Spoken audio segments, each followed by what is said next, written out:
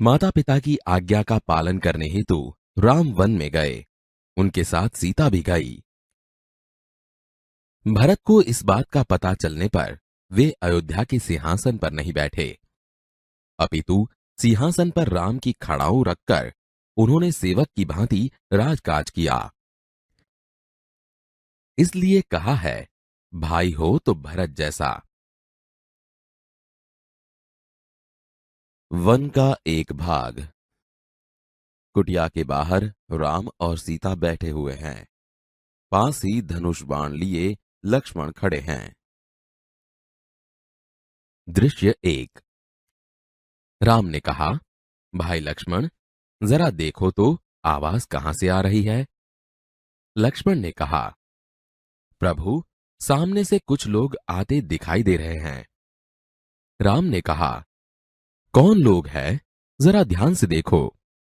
लक्ष्मण ने ध्यान से देखकर कहा, अरे, यह तो भरत है, साथ ही बहुत से लोग हैं। हमें सावधान हो जाना चाहिए, शायद वे लोग लड़ने आ रहे हैं। राम ने हंसते हुए कहा, भाई लक्ष्मण, तुम तो बिना बात शक करने लगते हो। इतने वर्ष साथ रहकर भी भरत को नहीं पहचाना। लक्ष्मण ने उत्तेजित होकर कहा, पहचाना क्यों नहीं? उसी मां का तो बेटा है जिसने वनवास दिलाया। सीता ने कहा, इसमें बेचारे भरत का क्या दोष?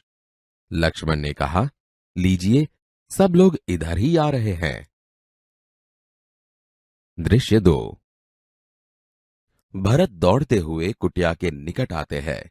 उनकी आंखों से आंसू बह रहे हैं। वे राम के चरणों में पड़ते हैं। राम भरत को उठाकर गले लगा लेते हैं। भरत ने रोते हुए कहा, मुझे क्षमा कीजिए प्रभु, आपको वनवास दिलाने में मेरा कोई हाथ नहीं। आप मुझसे बड़े हैं, आप ही को राजा बनना चाहिए। मैं आपको लेने आया हूं। आप सब अयोध्या चलिए। इन नगरवासियों की भी यही इच्छा है। निराश न कीजिए प्रभु। राम ने कहा, भाई भरत, मैं तुम्हारा प्रेम देखकर प्रसन्न हूं, किंतु मैं माता पिता की आज्ञा का पालन करने वन में आया हूं। वनवास पूरा करके ही लौटूंगा। एक नागरिक बोला, नहीं प्रभु, आपको हमारे साथ ही चलना होगा। आपके बिना प्रजा दुखी है। प्रजा को सुखी रखना राजा का कर्तव्य है। राम ने कहा, नगरजनों, इस समय माता पिता की आज्ञा का पालन करना मेरा सबसे बड़ा कर्तव्य है। भरत मेरा भाई है। जब तक मैं वनवास पूरा करके न लौटूं, तब तक भाई भरत आप सबके सुख दुख का ध्यान रखेगा। आप उसे राजा माने, यह मेरा आदेश है। भरत कुछ सोचकर बोलता है, अच्छा प्रभु, जैसी आपकी आज्ञा, पर मेरी एक विनती है, उसे स्वीकार करें। राम ने कहा, बोलो, क्या चाहते हो? भरत बोला, मुझे आप अपने पांव की खड़ाऊं दे दे। राम ने कहा, खड़ाऊं? खड़ाऊं का क्या करोगे? भरत ने कहा, इन्हें सिंहासन पर रखकर आपके लौटने तक सेवक की तरह राजकाज करूंगा। भरत का प्रेम देखकर राम, सीता और लक्ष्मण गदगद हो जाते हैं। रामचंद्र आगे बढ़कर भरत को गले लगाते हैं। खड़ाऊं लेकर भरत तथा नगरजन राम और भरत की जय बोलते हुए विदा होते हैं।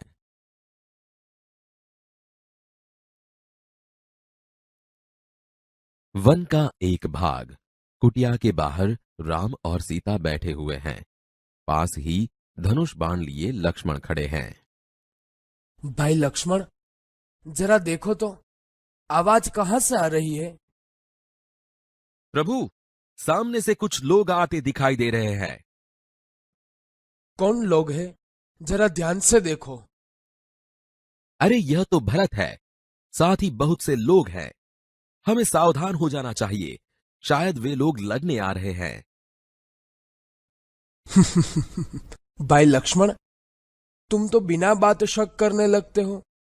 इतने वर्ष साथ रहकर भी भरत को नहीं पहचाना। पहचाना क्यों नहीं? उसी मां का तो बेटा है जिसने वनवास दिलाया। इसमें बेचारे भरत का क्या दोष?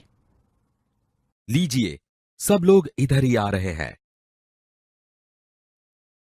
भरत दौड़ते हुए कुटिया के निकट आते हैं। उनकी आंखों से आंसू बह रहे हैं। वे राम के चरणों में पड़ते हैं। राम भरत को उठाकर गले लगा लेते हैं। मुझे क्षमा कीजिए प्रभु, आपको वनवास दिलाने में मेरा कोई हाथ नहीं। आप मुझसे बड़े हैं, आप ही को राजा बनना चाहिए। मैं आपको लेने आया हूं, आप सब अयोध्या चलिए।